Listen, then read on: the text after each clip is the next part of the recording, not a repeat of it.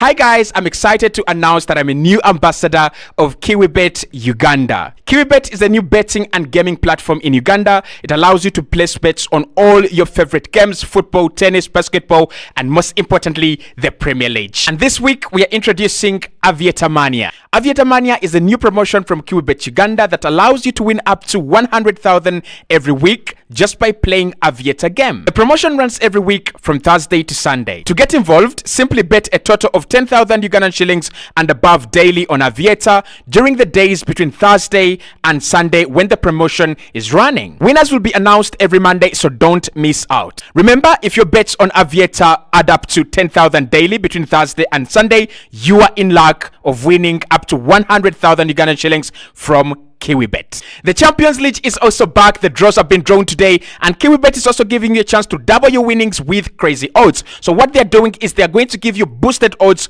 on Premier League and Champions League games this season. So all you have to do, just head over to Kiwi Bet, place a bet on Champions League games, place a bet on the Premier League games as well, and you are going to be a massive winner. When something is new, it is giving. Remember to follow Kiwi Bet on all their socials: Twitter, Facebook, TikTok. All their links are in the description of this video. You will not regret it. Welcome back to the Kosi Arsenal podcast. My name is Kosi. Welcome back to a brand new video. This is the latest Arsenal news and transfer news as well. Arsenal have been offered Raheem Sterling by Chelsea.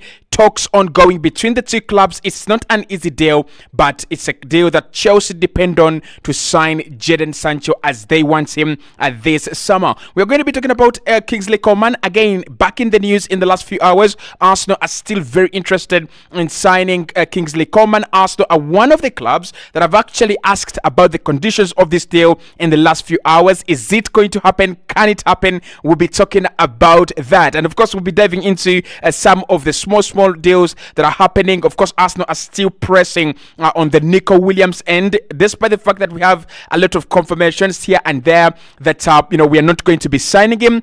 Arsenal are still very optimistic. And I want to ask you a very simple question. Have you seen the UEFA Champions League draw? It is absolutely sick. I mean, we have PSG, we have Inter Milan, we have a mixture of quality in the group stages. I think that's one of the things that we are going to enjoy. You'll play PSG, then you play Inter Milan. That is real quality, and at times these are games that we usually don't see. But PSG and Inter Milan for Arsenal in the group stages, I would 100% take that. Hit the like button, subscribe to the channel as well. What have you thought of our Raheem Sterling story? What have you thought of our Champions League draw? Let me know in the comment box below. So let's start off with the big one, which is Raheem Sterling. In the last few hours, Arsenal have been offered the chance to sign Raheem Sterling by Chelsea, and Arsenal feel they can get the deal done. However, among the wingers that we want to sign in the next 48 hours, it is not only Raheem Sterling. Anthony Gordon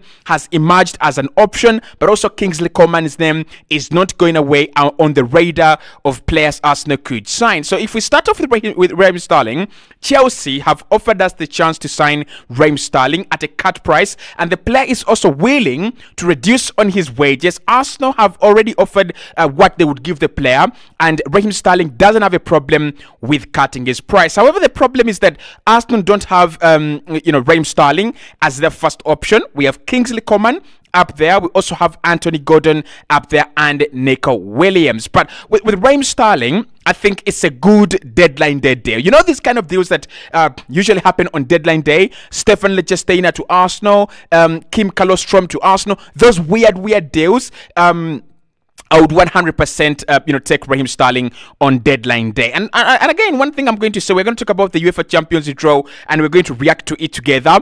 I don't think Arsenal are really in a position for us to go, we are not going to sign another player. Actually, when I think about the UEFA Champions League draw, Arsenal need another forward, and for me it should even be two. We should get a striker and we should also get a winger. The squad depth only, without thinking about the quality in this team, does not fill me with any confidence that we're going to play 8 UCL games in the group stages, and then we play 38 games in the Premier League, and possibly 7 games or even more in the FA Cup, 4-5 games in the Carabao Cup, and we are going to be safe. I am not really convinced about that. So looking at that draw, if you're Mikel Arteta, if you're Edu, you're going to the market and you're adding another player. Imagine Gabriel Jesus is not there. Imagine Edin Ketia is gone. Gabriel Jesus is injury prone. You're literally working with a smaller squad with less quality than you did last season, because Edin Ketia and Gabriel Jesus give you more quality. There's no question about that.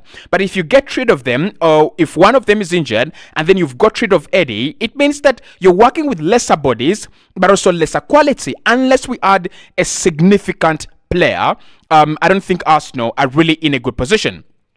So this is where Raheem Sterling would come in. Arsenal are looking for someone that can play right, left, and centre.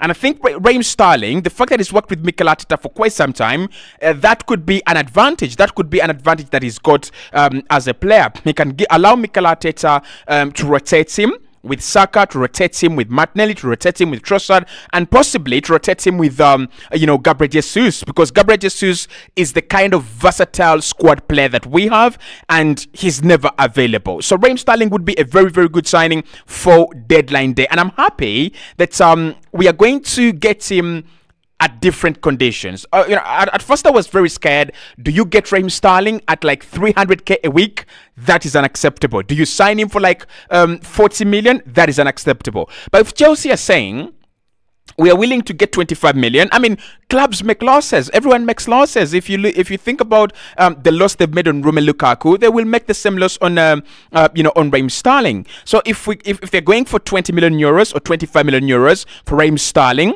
and he's going to be signing maybe a 3-year deal or a 4-year deal at Arsenal, and he's going to be earning less as compared to what he's earning at Chelsea, and Arsenal are comfortable with that, and our wage bill can our wage budget can actually handle that, I don't have a problem with Raheem Sterling. Let him come. Let's see what we can cook. Obviously, he's got things like experience. He's got things like pedigree. He's a winner. He's worked with Mikel. He's worked with Pep Guardiola. And yes, are we signing another Chelsea flop? Yes, we've been offered another Chelsea flop. Are we signing another Manchester City finished player? I don't think it was a flop. I think it's just a player whose best days are behind him. Yes, we are going for a player whose best days are behind him. But if you put that all into context, I think this would be a smart move for Arsenal. And then we can refresh the squad maybe next summer, get rid of Martinelli if he doesn't do well, get rid of Partey and Jorginho as they're getting older, and bring in younger players. So at the moment, I'm not going to lie, I'm desperate. I didn't want Raheem Sterling 2 months ago. I really, really want Raheem Sterling right now if Arsenal don't have another option. But of course, Arsenal always have another option, and that option is Anthony Gordon. So according to some of the reports coming out recently, Craig Hope says that Arsenal have expressed interest in Anthony Gordon, but the player is set to stay at Newcastle beyond Friday's deadline. Edu is a big admirer of Gordon, who features on a list of wingers identified as future targets, and they could make a move for the player next summer. So Anthony Gordon, he's a real one. He's a real one. And during his days at Everton, I always felt like there was a player there. I really never wanted him at Arsenal. I really never, at the time, I really never valued him or looked at him as a better player than Harvey Barnes. I was very, very obsessed with Harvey Barnes like 2 years ago. But when I look at Gordon right now, what he's done at Newcastle last season, and the quality he shows you, when you compare him with the likes of Miguel Almiron, he's a very quality player. Obviously, on deadline day, you're not going to do this deal. One thing I know is that Gordon was for sale, and Newcastle were open to listening to offers. There was a time when Liverpool pressed on, but they didn't really press on hard. I mean, they've ended up signing a 13 million Chiesa, and that tells you everything you need to know about what Liverpool were looking for. A guy that can come in and cover for Diaz and Salah as well. Someone who is very, very cheap. I mean, 13 million. Gordon is going to cost like 5 times or 6 times that. So with Gordon, it's a good deal. It would be a good deal. But the problem is that it's too late. You're going to haggle with Newcastle for like 72 hours, and we don't have 72 hours. In fact, we don't even have 48 hours to negotiate, for Anthony Gordon. So I don't have a problem with Anthony Gordon as a player, but the deal is going to take too long. We don't have the time. We don't have the time to, price back and forth, negotiate back and forth. We don't have that time.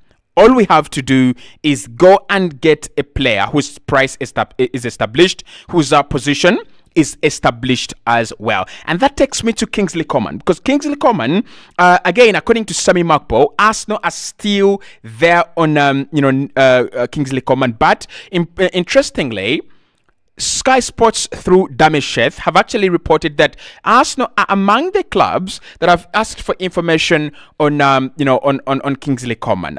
Yesterday, it was revealed that an unidentified Premier League team had actually gone in and asked for information on Kingsley Coman.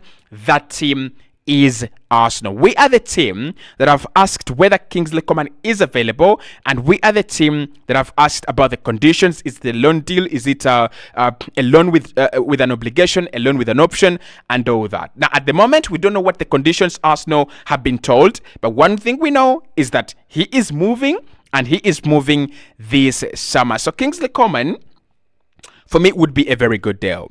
I think Bayern are ready to let him go. The player is ready to move. His wages maybe could be a problem, but I think you can negotiate that. It's a straightforward deal. It's so different from all these other deals. It's so different from the Gordon deal. Newcastle could ask for 100 million. It's so different from the Nico Williams deal. We don't know whether really the player is going to stay. He's got the shirt number 10. We don't know whether if we trigger the release clause right now in Spain, that would actually, bring him to Arsenal. We don't know anything. It's not straightforward. So Kingsley Coman and Raheem Sterling, those two are very direct deals. Those two are very easy deals to do. And that's what we need at the moment. We need easy deals to do. So at the moment, if you ask me, who is closer to joining Arsenal, Kosi? I'm going to say, in terms of winger, it's a winger that we want, isn't it? In number one, it's Raheem Sterling. 5 out of 10 chances that he joins Arsenal, and I don't have a problem with him. I promise I will support him. I will back him. I will sing praises if we sign Raheem Sterling. At number 2 is Kingsley Coman, who I'm going to go with a 2 out of 10 chance. I don't think he's very close. I don't think that his deal is going to miraculously just happen. I think it will be a lot of hard work. I think it will be a lot of patience. I think it's a deal that we could agree tomorrow on deadline day, but with a lot of panic that it may or it may not happen. Number 3, I'm still going to go with Ivan Toney, guys. I'm still going to go with Ivan Toney. Yes, he's not a winger, but for me, he's one of the wingers that I think, one of the forwards that I think Arsenal are looking at, and I think that we just might. So I'm going to go with a 1.5 out of 10. Anthony Gordon, 0 out of 10. And then I don't think he's happening. I think there's no chance that we get Anthony Gordon this summer. And then Nico Williams, I'm going to be strong. Because of that release clause, I'm going to say 0.1 out of 10%. That 0.1 is because there is that release clause and Arsenal could trigger it. But of course, triggering the release clause means that you've got to agree personal terms with the player. What if he says, listen, I cannot betray Bilbao? What do? You move on and you wait for next summer. Now, our UEFA Champions League draw has been drawn, and Arsenal have got some pretty interesting clubs, right? Arsenal have got some pretty interesting clubs in this one. Let's start off with PSG. Now, PSG in the Champions League, for me, they are not that scary. And I've always waited for that game that Arsenal would play PSG. Of course, I never wanted us to play PSG in the group stages. It's like, not really, right? I wanted us to play I wanted us to play them at a stage, for example, the quarterfinals or the semifinals. That doesn't mean I'm not excited about it. It's a very good game. I'm very, very excited about it. So Arsenal PSG, that will be happening. I'm gonna say Arsenal will win this game. I think PSG are different, and by the way, they have a very, very good they have a very good system right now as compared to what they had a couple of years ago. They have a very good system, but I'm going to say Arsenal will win that game, and I'm very confident. I'm very, very confident on that one, right? Then we also have Inter Milan. Now, Inter Milan is my problem. Inter Milan is my problem. And the reason as to why Inter is my problem is I think you would say they are the decent side. You'd say they are the strongest, you fear. It's away from home also, right? So PSG at home, Inter Milan away. That is not easy. Shakhtar, I think we shall beat Shakhtar. Atalanta away. This is a difficult one. It's a difficult one. Atalanta is a difficult one, but I think Arsenal will navigate. Dinamo Zagreb, 3 points. Sporting CP away, 3 points. Monaco at home, 3 points. And Girona away, 3 points. Now, our group might seem a little bit underdogish. Something like that. I don't know if a word like that exists, but you get the point. It might seem a little bit underdogish, but it will be an interesting group. And we're going to get very interesting football. So let me know what you think about the group generally. Is it good for you? Is it not easy for you? I would love to know. I'll see you right in the next one.